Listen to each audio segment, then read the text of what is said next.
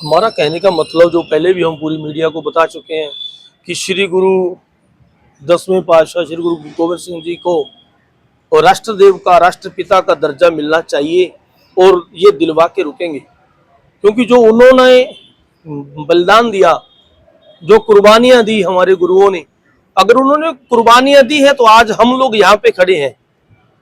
अगर सिख धर्म के अंदर हमारे गुरुओं ने कुर्बानियां दी तो आज सनातन धर्म आज आराम से बैठा है, जनेऊ पहन रहा है, तिलक लगा रहा है, चोटी रखी हुई है, कथा कीर्तन चल रहा है। अगर हमारे ये गुरु लोग अपनी कुर्बानियां ना देते तो आज सभी लोग यहाँ पे, कोई सनातन नहीं था, कोई सिख नहीं था, सभी मुगल होते। तो 10वें पातशाह श्री गुरु गोविंद सिंह जी को राष्ट्रदेव का राष्ट्रपिता का दर्जा मिलना चाहिए। मेरी यही केंद्र से और राज्य सरकार से और जो हमारे अधिकारी प्रशासन है, इससे मेरी यही विनती है कि ये इसमें हमारा साथ दे। बठिंडे किस काम के लिए है? यही मुद्दा है हमारा। मिलने हाँ बिल्कुल। ਕੀ ਲੱਗ ਰਿਹਾ ਹੈ ਸਿੱਖ ਧਰਮ ਦੇ ਜਿਹੜੇ ਕਿ ਆਮ ਸਾਡੇ ਲੋਕ ਆ ਦੂਸਰੇ ਪਾਸੇ ਧਰਮ ਵਿੱਚ ਜਾ ਰਹੇ ਨੇ, धर्म परिवर्तन बहुत ज्यादा हो रहे हैं इसमें भी। इसी चीज को लेके ही तो हम चले हैं ना कि हमारे सिख धर्म को और सनातन धर्म को छोड़ के जो ईसाई धर्म के अंदर जा रहे हैं, ईसाई धर्म को ज्वाइन हो रहे हैं, उसके अंदर अलग अलग वो लालच दे रहे हैं कि आपके बच्चों की पढ़ाई फ्री हो जाएगी, आपको दवाई फ्री दे देंगे, आपके मकान की छत है तो वो करवा देंगे। ऐसे देखो, अल्टीमेट पूरी लाइफ कोई भी धर्म किसी को दे नहीं पाता, लेकिन हमारे इस दो ही धर्मों के अंदर से लोग क्यों जा रहे हैं? ईसाई जो धर्म है उसमें से हमारे धर्म में क्यों नहीं आ रहे? कभी आपने भी नहीं सोचा होगा।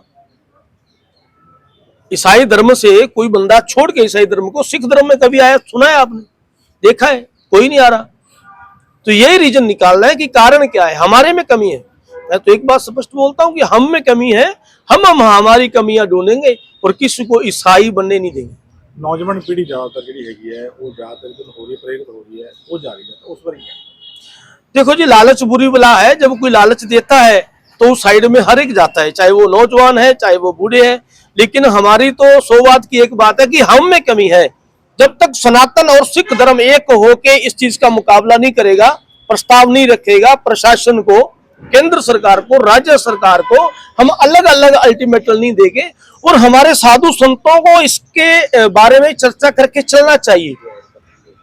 पूरे भारतवर्ष के जितने भी साधु संत हैं, 2-4 साधु संत मैं देख रहा हूं जो इस चीज के ऊपर प्रचार कर रहे हैं, कथा कर रहे हैं, शोर मचा रहे हैं, लेकिन कोई सुनने वाला नहीं है।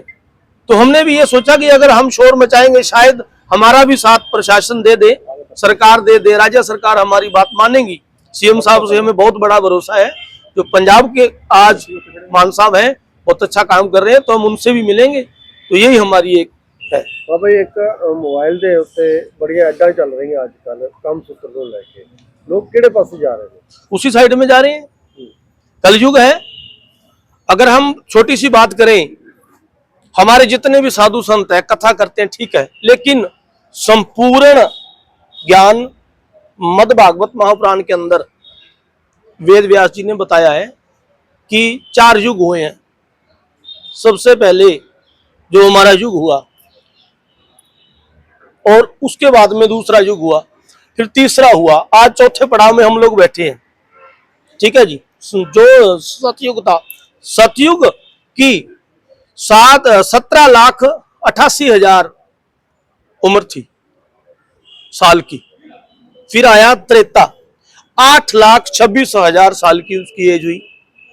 फिर आया द्वापर, 6,480 साल की उसकी एज हुई। अब आ गया कलयुग। कलयुग की 4,32,000 साल की एज है।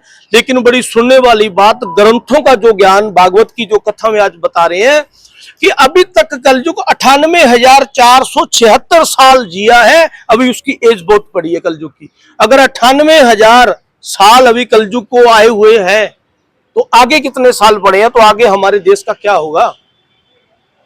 आज कलयुग में इतना कुछ काम सूत्र चल रहा है, आप क्या मानोगे? कहीं कथा चल रही है तो सबसे बड़ा जो मुझे जो मोबाइल है, ये कथा भी नहीं सुनने देता।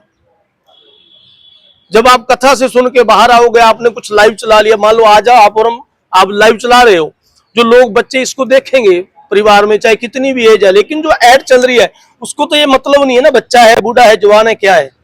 उसने तो जो वो उसका जो सिस्टम चल रहा है, उन्होंने तो पैसा कमाना है।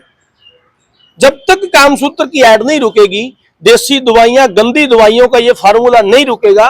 जो पंजाब के अंदर सबसे ज्यादा वैद्य हमारे बैठे हैं, लेकिन उन वैद्यों को शर्म आनी चाहिए। उनके बेटियां नहीं है, उनके बच्चे नहीं है, बहुएं नहीं है। एक लेडीज बहन जी है, वो इतनी गंदी भाषा के अंदर मैं यूज नहीं कर सकता, इतनी गलत यूज करके वो एक देसी दवाई का फार्मूला बताती है हर रोज।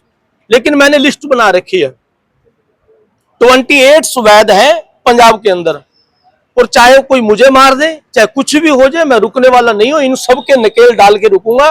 वो इतने गलत शब्द में एक दवाई की ऐड करती है कि शादी से पहले जो लड़कियां हैं, कन्या है, इस दवाई को ऐसे यूज करें। क्या उसकी लड़की नहीं है? तो इसके लिए प्रशासन के पास मैं आज आया हूं, साहब से मिलूंगा।